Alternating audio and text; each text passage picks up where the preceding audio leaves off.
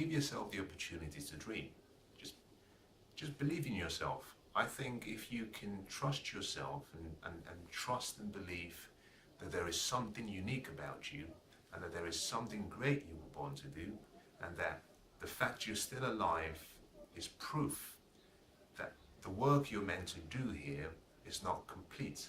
I think if you can just hold on to those words and just allow yourself to dream without any limitations, without any boundaries, and just let your mind just run free, I believe you will be astounded, you will be surprised at the quality of the thoughts you have, that you create, and you'll be also shocked at how quickly your life starts to move in the direction of that dream. I believe that actually dreams really hold a key to a life of fulfillment. That to become all you were born to be, you have to dream. You've got to be able to see beyond your present reality. It's never judge a person, never judge yourself, never judge your life based on what you've done in the past. The past and the present never equals the future. The future has more waiting for you. To experience the future that you want, you first have to give yourself the opportunity, give yourself the ability and the permission to actually dream of a life better than where you find yourself. Dream of a life better for the people you care about, the people you love. Dream about a better life for your community, maybe for your country as well. You have to allow yourself to dream. But it shouldn't just stop at dreaming. I believe dreams actually hold, it's like a golden gate to actually a life of fulfillment, abundance, significance, and also leaving a legacy.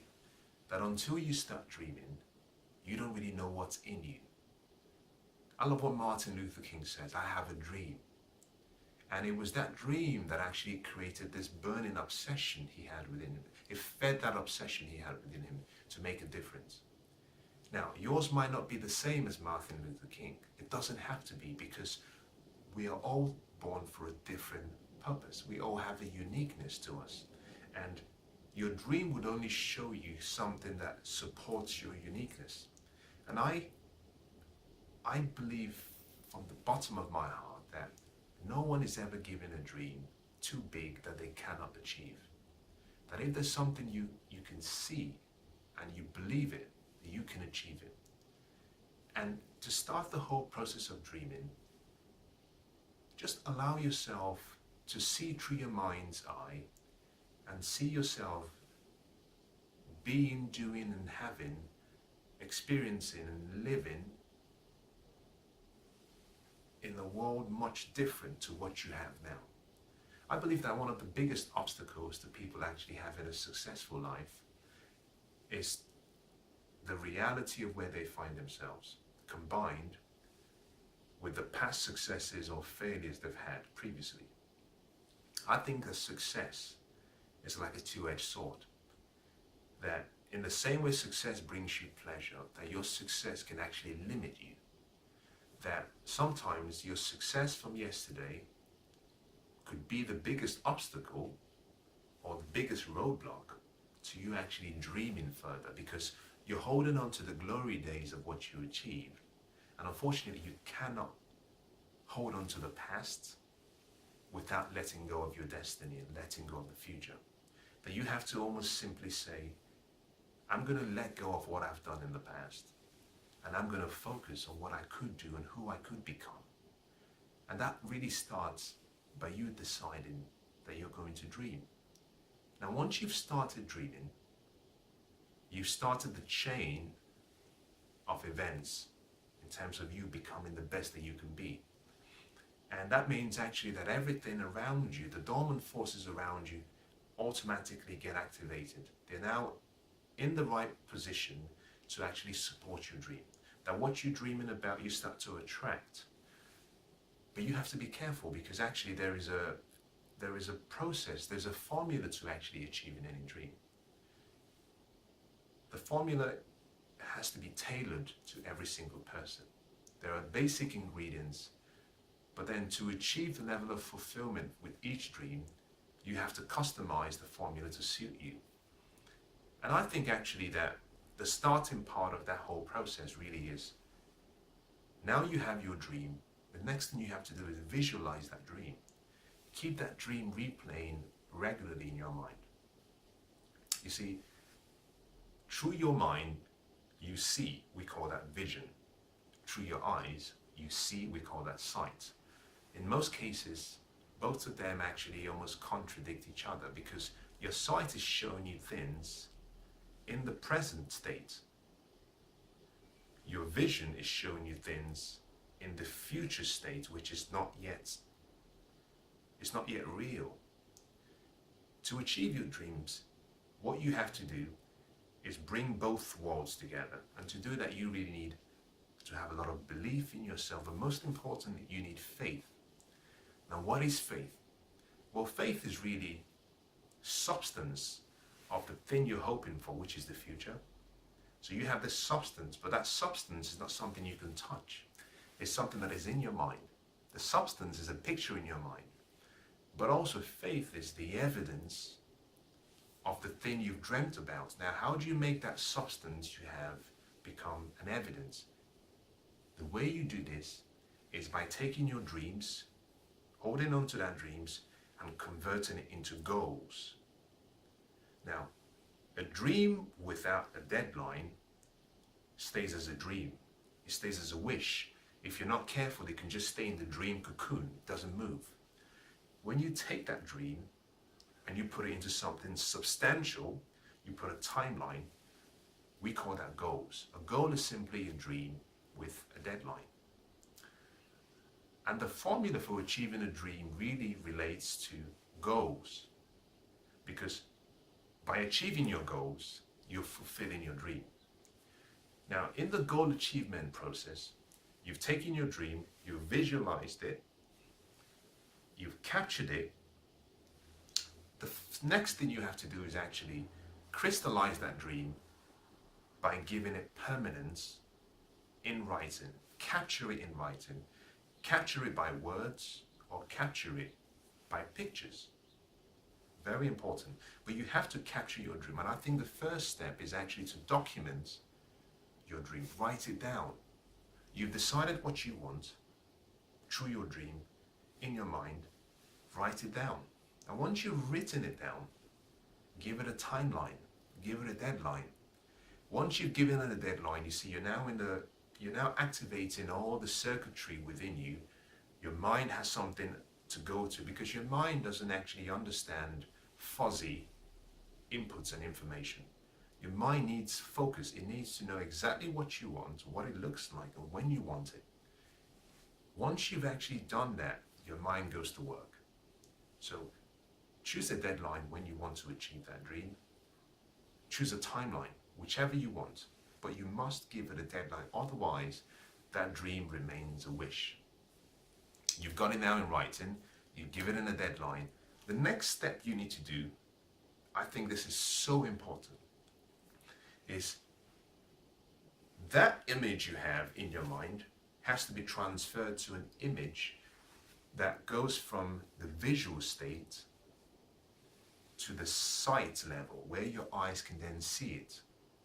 Remember that you cannot simply live in your imaginations. Number one, it's not really healthy. Number two, it's actually not really possible. You've got to allow yourself to dream, but you've got to bring that dream into your reality. And one of the ways you do that is simply transform that picture into a picture you can see. So that dream you have in writing, convert it to pictures. And I always recommend that the key to achieving any dream has to do with how regularly you replay that dream in your mind.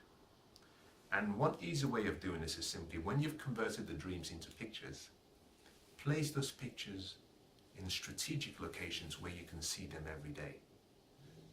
My recommendation normally is, have it in such a way that when you wake up in the morning, the first thing you want to look at when you've woken up in the morning is your dreams of the future. Before you start interacting with the whole world and all the troubles and all the challenges, feed your mind with the future so that the mind doesn't remain in the present, doesn't focus on the past, but it moves and is fixed towards what you want to be, do, and have. Place those pictures in places you can see them. I suggest you have a dream board or perhaps a dream wall. That could be a location in your home where you have all of the dreams that you want to achieve in picture form. And you can stand back and you can look at it and you can smile and you can simply say, that's my future. I'm coming, that's my future, I'm coming. Take it a step further. If you walk outside your home, then it's important that you have that dream with you. Now, I usually suggest that you actually do something else, that you take those dreams in pictures that are on the wall and you find a way to transfer it to your electronic device. Put it on your phone, put it in a device, or put in whatever device that actually you have with you all the time. And the reason for this is every day there will be days and there will be moments that seem as though life is actually throwing everything at you, including the kitchen sink. That it would feel as though you're overwhelmed with pressure, you're overwhelmed with events, circumstances, setbacks. Every battle that goes on in your life, in your day, starts here. It starts in your mind. Now I'm pointing towards your brain or your head, but I'm referring to your mind. Every battle is a battle of your mind. What that means really is that you must stand sentinel on the gate or at the gate of your mind. And that simply means you prevent negative information or disempowering information from coming in, and then you carefully select the empowering and positive information you allow in. Very important. There are two worlds. There is your world, which is starts in your mind, and there is the outer world, which we live in. The people who achieve their dreams are the ones who have actually conditioned themselves in such a way that they choose to simply manage and control their world. They don't allow all of the external pressures to influence what's going on in their world. And that starts with managing your mind. So you have the pictures now on your electronic device. Reason? So that when you go through a challenging experience, the first thing you want to do is pull out the pictures of your dreams. Because what happens is that your focus controls your feelings. The events that happen in your life every day, if they're negative, they have an impact on you. They will control you. And once they control you, they control what you do, your actions, and the results you achieve every single day. And what you want to do is actually make sure that the only control you have is an empowering control coming from your dreams or decisions that you've made intentionally. So what you do is as soon as you encounter something that feels like a setback, maybe a failure, maybe some negative information, the first thing you should do is look at your dream board. Just flick through the pictures and refresh your mind and refocus on your future. Now I do this in three ways really. I have it on my electronic device, and I do as soon as I wake up in the morning, because that gives me inspiration, energy and motivation, and I feel really empowered to go on and actually take on the day and ensure that I actually fulfill my daily outcomes and goals so that I'm moving in the direction of my ultimate dream. I do it again in the evening before I go to bed because it gives me an opportunity to really evaluate and review the day to see whether I'm actually on track or off track. But also it helps me keep my focus before I go to sleep on my dream, so that whilst I'm asleep, my subconscious mind is replaying those pictures. And then I do it anytime during the day when I go through, perhaps if I have maybe a difficult telephone conversation, or business doesn't work well, or I have a personal encounter that doesn't actually empower me, or just when I feel tired. There are times when you will feel emotionally or physically or spiritually tired, where you just feel I don't really feel inspired today. So I have mine on my phone so that as soon as I have that feeling, I know I have to change my state. Because the quality of your life really depends on the quality of your state. Now that's your state in terms of your physical state, your emotional state, your mental state, your spiritual state. As soon as I have that low moment, I know I need to change something. So I flick through my pictures. Now let's move to the next. The next step you have to do to achieve that dream, now you have it in pictures, is you have to plan. A dream without a plan will fail. You must plan your dream, because without a plan, you will fail. There have been a great number of people who have amazing dreams, but they do not have a plan. What is a plan? A plan is really you bringing that picture into the present and preparing a number of action steps that you need to take, a strategy to achieve that dream. So I would normally say have a plan and a strategy, a series of activities and steps you need to take to ensure that you achieve your dream. You see, if you plan to fail, if you fail to plan, you're planning to fail. And I really like what Abraham Lincoln says. He says, if I have 8 hours to chop down a tree, I'll spend the first 6 hours sharpening my axe. Planning helps you prepare.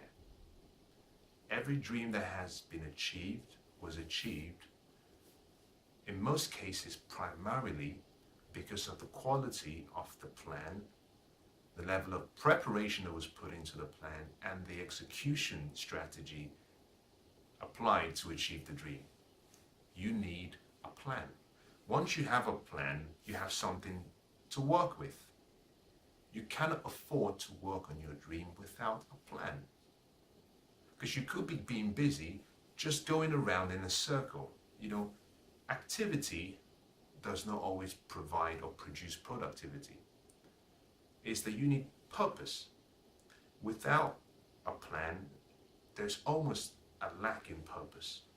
You could have the desire, but you have no direction. A plan gives you a map, a series of steps you need to take, a timing of when they have to happen.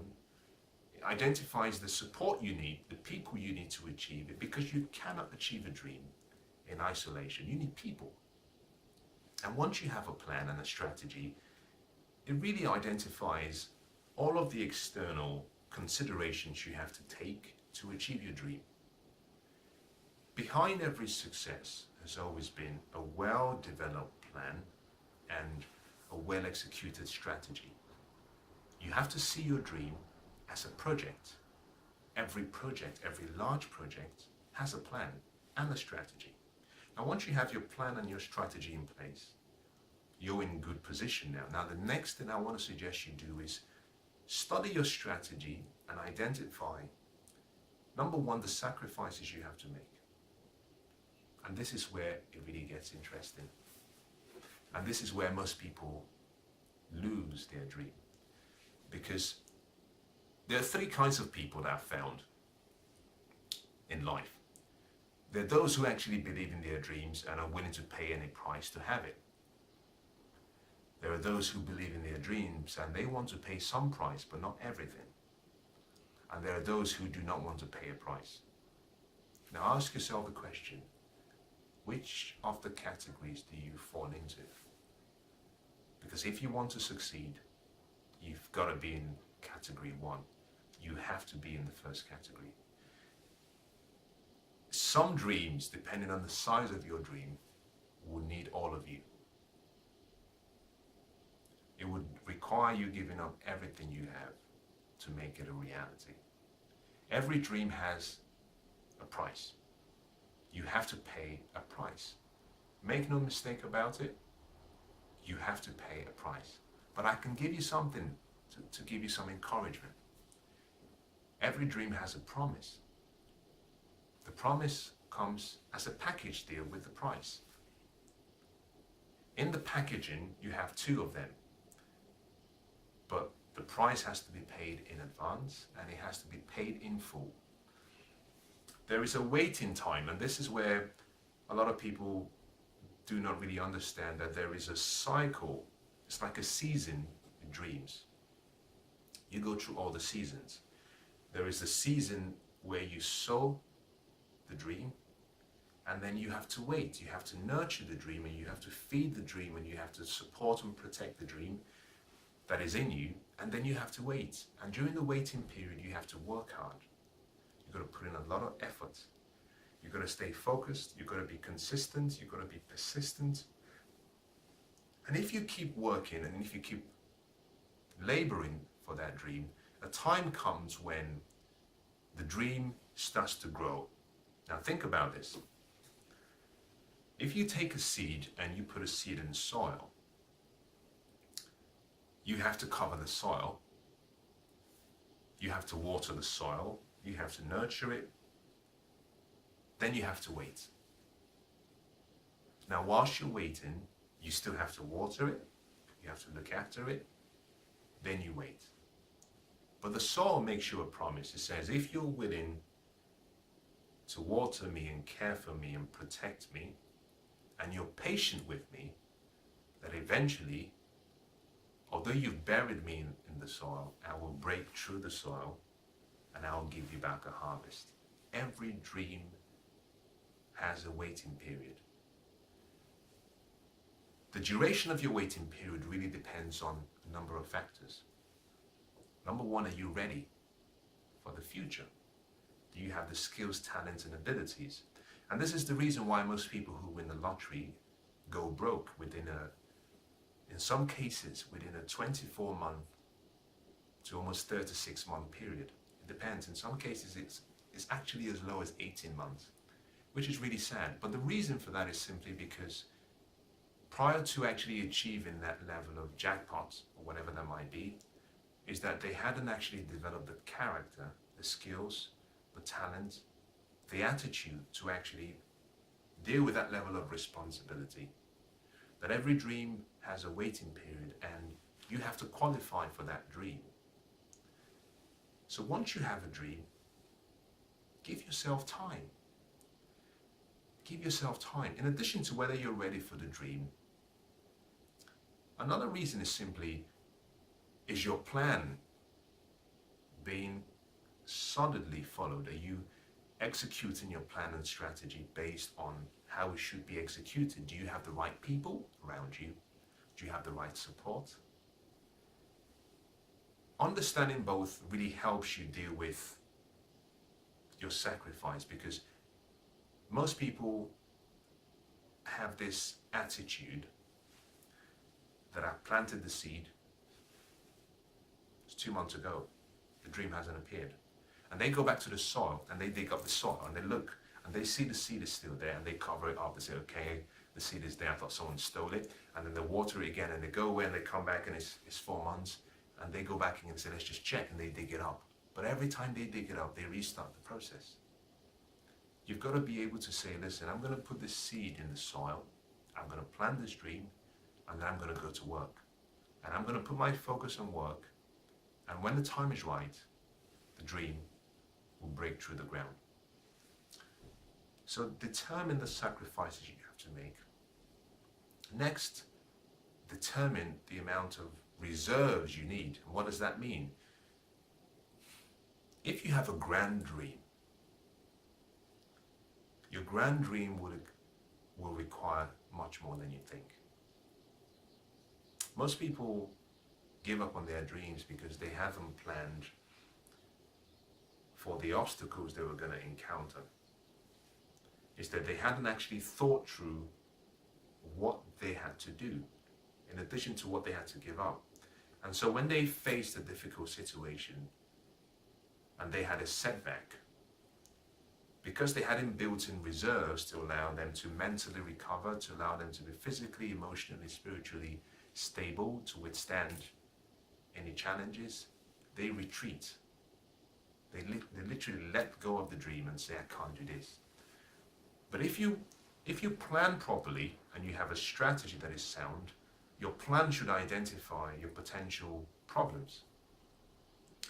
Now, because your plan is something that is going to happen in the future, it gives you the time to start working your muscles, working your mental muscles, your emotional muscles, your physical muscles, such that when the event occurs, you've built in enough reserves to be able to handle it. Now, the next thing you have to do once you've built in your reserves is simply identify reasons why you want the dream to occur. The quality of your dream, in most cases, will really come from a combination of a few things. Number one is your burning desire, which is really instrumental. The second is really your why, which is the reason why you want it. Your why has to come first before your how and your what. And the reason is because your why really gives the fuel. Your why is the fuel that actually ignites the ignitions, the rockets of your dreams and gets it off the launching pad. Without a strong enough why, your dreams may not succeed. But let me take you one step further. You have to connect your dreams to some larger purpose, some greater good. Is that there is more to life than what you achieve. No one actually gets to live this life with everything they've actually acquired. We are simply, I call it like stewards. We're stewards for life.